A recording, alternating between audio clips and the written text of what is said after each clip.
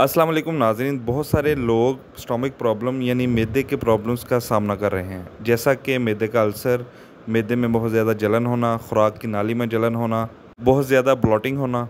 निज़ाम यानी हमारी खुराक के डाइजेस्टिव सिस्टम को समझने के सिलसिले में आज हम बात करेंगे स्टोमक यानी कि मैदे की। अगर आपको अपने स्टोमक यानी मैदे की नेचर का पता होगा और आप उसके साथ चलेंगे, उसके अगेंस्ट नहीं चलेंगे, तो आप में स्टमक के प्रॉब्लम कभी भी नहीं होंगे, और अगर ये ऑलरेडी हैं तो काफ़ी हद तक बेहतर हो जाएंगे। खुराक हमारे मुंह से होती हुई खुराक की नाली में आती है और वहाँ से हमारे स्टमक में आती है। खुराक की नाली और स्टमक के दरमियान एक वाल्व नुमा स्फिंक्टर होता है जिसे हम कार्डियक स्फिंक्टर कहते हैं। हमारे स्टमक की पीएच एसिडिक होती है क्योंकि ये एसिड प्रोड्यूस करता है। हम अपनी खुराक में जितनी भी प्रोटीन खाते हैं उसको हमारा मैदा हज़म करता है, हमारा मैदा उसको डाइजेस्ट करता है। अब थोड़ा सा मैं आपको बताता हूँ कि हमारा मैदा क्या क्या चीज़ें प्रोड्यूस करता है जिसकी मदद से वो प्रोटीन को डाइजेस्ट करता है। हमारे मैदे की दीवारों में कुछ ग्लैंड मौजूद होते हैं जो कि पेप्सिनोजेन और हाइड्रोक्लोरिक एसिड यानी HCl प्रोड्यूस करते हैं और बहुत सारा म्यूकस प्रोड्यूस करते हैं। इस म्यूकस की प्रोडक्शन भी बहुत ज़रूरी है क्योंकि अगर ये म्यूकस सही मिकदार में नहीं होगा तो हमारे स्टोमक में मौजूद एसिड अपनी ही दीवारों को डिस्ट्रॉय करना शुरू कर देगा। लिहाजा म्यूकस की प्रोडक्शन हमारे मैदे को इस बहुत ज़्यादा स्ट्रॉन्ग एसिड से बचाती है। हमारे मैदे में जो एसिड यानी HCl प्रोड्यूस होता है वो पेप्सिनोजेन जो कि प्रोटीन को हज़म करवाता है उसको एक्टिव फॉर्म यानी कि पेप्सिन में कन्वर्ट करता है। इसके अलावा ये acid anti fungal anti bacterial properties रखता है। फॉर एग्ज़ाम्पल अगर हमने कोई ख़ुराक खाई है उसमें कुछ बैक्टीरिया मौजूद है, कोई फंगस मौजूद है, तो ये एसिड उनको ख़त्म करता है। एक और चीज़ जो हमारा मैदा प्रोड्यूस करता है वो है इंट्रिंसिक फैक्टर। अगर कोई ख़ुराक हम खाते हैं और उसमें विटामिन B12 मौजूद है जो कि प्रोटीन्स के साथ जुड़ा होता है, तो हमारे मैदे में मौजूद हाइड्रोक्लोरिक एसिड्स इस विटामिन B12 को उस प्रोटीन से अलग करता है और ये विटामिन B12 इंट्रिंसिक फैक्टर के साथ जुड़ जाता है और हमारी खुराक की छोटी आंत में जाकर हमारे खून में शामिल हो जाता है। इसका मतलब यह है कि अगर किसी भी शख्स में विटामिन B12 की कमी है या उसकी कमी की अलामतें मौजूद हैं तो ये इस वजह से है कि इस शख्स का मैदा सही से HCl यानी कि एसिड नहीं बना रहा या फिर इंट्रिंसिक फैक्टर की कमी है। अगर किसी में भी विटामिन B12 की कमी है तो हमें सबसे पहले जो चीज़ देखनी है कि क्या इसका मैदा सही काम कर रहा है, क्या इस शख्स का मैदा सही से हाइड्रोक्लोरिक एसिड बना रहा है, ये हमें कैसे पता चलेगा। अगर कोई शख्स खाना खाता है और 5-6 घंटे बाद भी उसको ये लगता है कि मेरा मैदा फुल है, मेरा पेट भरा हुआ है, तो इसका मतलब है कि उसका मैदा सही से काम नहीं कर रहा, वो सही से एसिड प्रोड्यूस नहीं कर रहा जिसकी वजह से खाना हज़म नहीं हो पा रहा। मैंने आज तक कोई भी ऐसा शख्स नहीं देखा जिसका मैदा ज़रूरत से ज़्यादा एसिड बनाता हो। अगर कोई भी शख्स मुझे कहता है कि मुझे स्टोमक में बहुत ज़्यादा एसिडिटी हो गई है तो मैं उससे पूछता हूँ कि आपको कैसे पता चला। वो कहते हैं कि हमारे मैदे में जलन हो रही है तो इसका मतलब है कि एसिड बढ़ गया है। ऐसा नहीं है, इसकी बड़ी वजह डिहाइड्रेशन है क्योंकि हमारे मैदे की अंदरूनी दीवारों पर जो म्यूकस है जो कि हमारे मैदे को एसिड से प्रोटेक्ट करता है वो म्यूकस कम होना शुरू हो गया है डिहाइड्रेशन की वजह से, क्योंकि इस म्यूकस में 90% जो है वो वाटर होता है।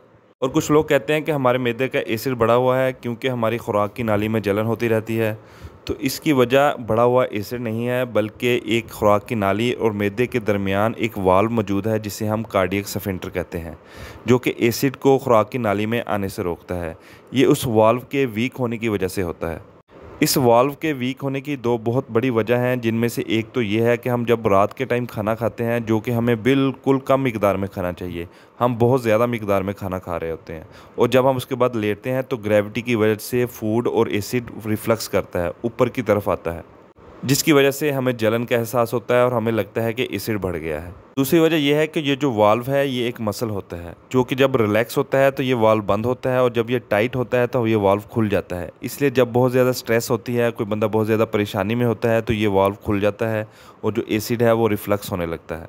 इस वाल्व के मसले को जिसके खुलने की वजह से आपका एसिड रिफ्लक्स कर रहा है खुराक की नाली में, इसको हल करना बहुत आसान है। आपने करना यह है कि रात के टाइम जितना हो सके आपने कम खाना खाना है।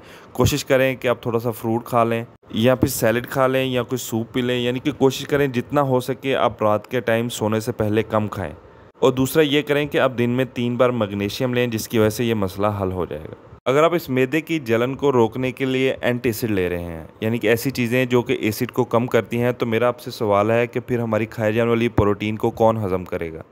रिसर्च ये बात बताती है कि ये ना हज़म होने वाली प्रोटीन्स हमारी खुराक की बड़ी आंत में जाकर रुक जाती हैं और वहाँ पर कैंसर का बायस बन रही हैं, क्योंकि जब ये प्रोटीन्स बड़ी आंत में जाती हैं तो वहाँ पर बैक्टीरिया इनको हज़म करने की कोशिश करते हैं, जिसकी वजह से बैक्टीरिया बहुत ज़्यादा हो जाते हैं और वही बैक्टीरिया हमारी खुराक की आंत को नुकसान पहुँचाना शुरू कर देते हैं, जो कि बाद में कैंसर का बायस बनते हैं। आपने अपने इर्द गिर्द या अपने घर में ऐसे अफराद देखे होंगे जिनमें मैदे का मसला है और वो 5-5, 10-10 साल से एंटासिड ले रहे हैं।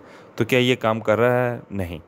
तो फिर आखिर हम क्यों ऐसा इलाज कर रहे हैं जिससे कोई फ़ायदा ही नहीं हो रहा, जो कि हमें रोज़ाना लेनी पड़ रही है, जिसकी वजह से कोई मसला हल नहीं हो रहा। हमारी खाई जाने वाली खुराक में मौजूद प्रोटीन को हज़म करने के लिए हमारे मैदे में प्रोड्यूस होने वाले हाइड्रोक्लोरिक एसिड की बहुत अहमियत है। अब मैं आपको कुछ ऐसी चीज़ें बताऊंगा जिनकी वजह से हाइड्रोक्लोरिक एसिड की प्रोडक्शन डिस्टर्ब होती है या कम होती है। इनमें से जो सबसे पहली चीज़ है वो है खाने के साथ पानी पीना, क्योंकि हमारी खुराक को हज़म करने वाला अमल एक केमिकल प्रोसेस है और खाने को हज़म होने के लिए मैदे में एसिडिक एनवायरनमेंट की ज़रूरत होती है। अगर हम खाना खाने से पहले पानी पिएंगे तो ये सारे केमिकल्स और एंजाइम जो खुराक को हज़म कर रहे होते हैं ये वॉश आउट हो जाते हैं। अक्सर ममालिक में, ख़ास तौर पर पाकिस्तान, इंडिया में ये लोगों की आदत है कि वो खाना खाने से पहले पानी पीते हैं, खाना खाने के दरमियान भी पानी पीते रहते हैं। अब ये बात नोट करें कि आप जब भी किसी होटल में खाना खाने के लिए जाते हैं तो वो आपको सबसे पहले पानी सर्व करते हैं और हम भी इस पानी को खाना खाने से पहले पी रहे होते हैं। लिहाजा आज से आप ये कोशिश करें कि खाना खाने से आधा घंटा पहले और खाना खाने के आधा घंटे बाद तक आप पानी ना पिएं और इसकी लॉजिक आप अच्छे से समझ चुके हैं, ताकि आपके मैदे में मौजूद एंजाइम्स और एसिड अच्छी तरह खाने को हज़म करने का प्रोसेस स्टार्ट कर सकें। दूसरी चीज़ जो आपके मैदे के एसिडिक एनवायरनमेंट को डिस्टर्ब करती है वो है हर थोड़ी देर बाद कुछ ना कुछ खाते रहना। देखिए, हमारे पास एक ही स्टमक है। जब हम कोई भी चीज़ खाते हैं तो हमारे मैदे को इसको हज़म करने के लिए 3 से 4 घंटे दरकार होते हैं।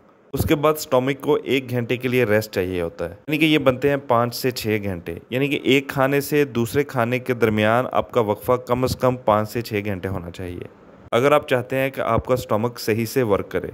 लेकिन अगर आपको लगता है कि इस वक्फे के दौरान मुझसे भूख बर्दाश्त नहीं होती, मुझे हंगर पैंग होते हैं, तो ये अक्सर औकात पानी की कमी की वजह से, डिहाइड्रेशन की वजह से होते हैं। तो आप पानी पिएं, आपको ये एहसास कम हो जाएगा।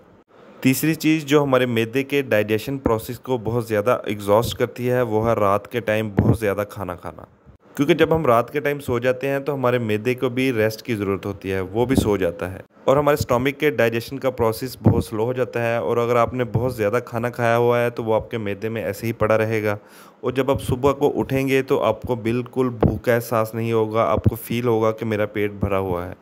लिहाजा कोशिश करें कि रात को सोने से पहले आप बहुत ज़्यादा खाना ना खाएं, कुछ सैलड खाएं, फ्रूट खाएं, जितना हो सके आप कम खाएं।